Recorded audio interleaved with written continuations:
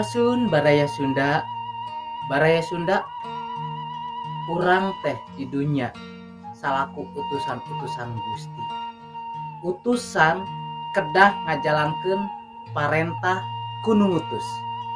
Dina dangat ayeuna urang sadaya diutus ku Gusti kanggo tiasa ngabewarakeun beja kabungahan perkawis Gusti Yesus Kristus anu parantos berkorban kangge urang salaku jalmi anu berdosa.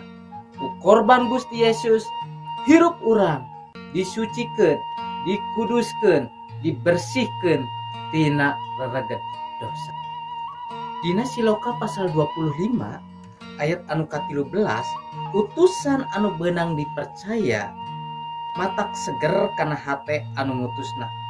Saibarat citiis keur poe mentrang-mentring usum dibuat. Gusti Yesus ngaberkahi.